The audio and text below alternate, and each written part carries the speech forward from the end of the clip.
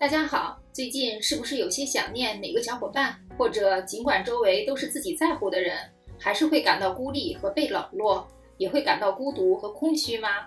孤独并不总是那么显而易见，有时它会让人感觉像一种弱点。有人可能会试图让自己相信自己真的不需要任何人，尤其是当独自一人很长时间的时候。但我们都至少需要从周围人那里得到一些温暖。如果发现自己最近情绪低落，看看有没有这6个迹象，看看是否暗戳戳地感到了孤独。1. 经常感到无聊。有没有经常感到无聊，无事可做，没有人可以一起出去玩？人类是社会性的动物，我们的大脑对社会联系很敏感，我们需要有人聊天，找乐子，和那些给我们情感支持和联系，让我们的生活更有趣的人共度美好时光。但如果没有很多朋友，或者和现在的朋友关系不密切，可能会开始感到无聊，每天都一个人过，一个人做事，一个人吃饭，一个人漫无目的的刷手机。在这种情况下，感到无聊，实际上可能意味着是感到了孤独。2. 嫉妒别人玩得开心。当看到一群朋友在外面闲逛，或者看到社交媒体上别人玩得很开心的照片时，会有什么感觉？是漠不关心，还是让自己平生出点嫉妒？如果是，应该知道这完全没有什么问题。如果一个人感到孤独、被冷落，希望有时间和别人在一起，而不是独自一人，这很正常。即使深感孤独的人不谈论孤独，很多其他人也会有同样的感觉。3. 淋浴或泡澡时间过长。这听起来可能有点奇怪，因为谁不喜欢在漫长的一天后洗个温暖的热水澡或泡泡浴呢？但是如果一股暖暖的热水能带来的安慰是有些人在外面找不到的，那么这可能是他们感到了孤独的迹象。2012年发表在情感杂志上的一项研究发现，越是孤独的人，淋浴和泡澡的次数越多，水也会越热，他们在水里待的时间也会越长。研究人员认为，他们从热水中感受到的身体温暖，实际上可能是他们所缺乏的社会温暖的替代品。但当周围没有朋友时，这一发现可以为我们带来好处。也许喝杯热巧克力会让孤独的人感觉好些。4.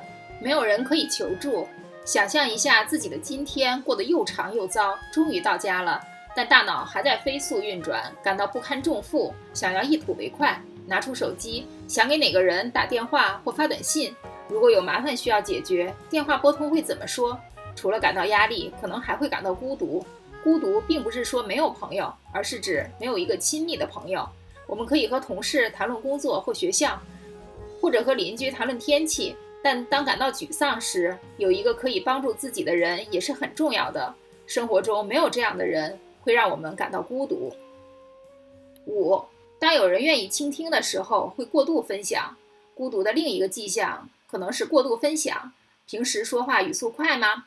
会不会在谈论很多私人事情的时候谈论很多细节，而事后可能会觉得不好意思？原因很简单，如果感到孤独，可能不怎么说话，或者根本不说话，想把自己所有的想法、观点以及感受都说出来，但是根本没有人听。所以终于找到了一个可以聊天的人，就会有太多话要说，太多东西要弥补，所以马上就全都说出来了。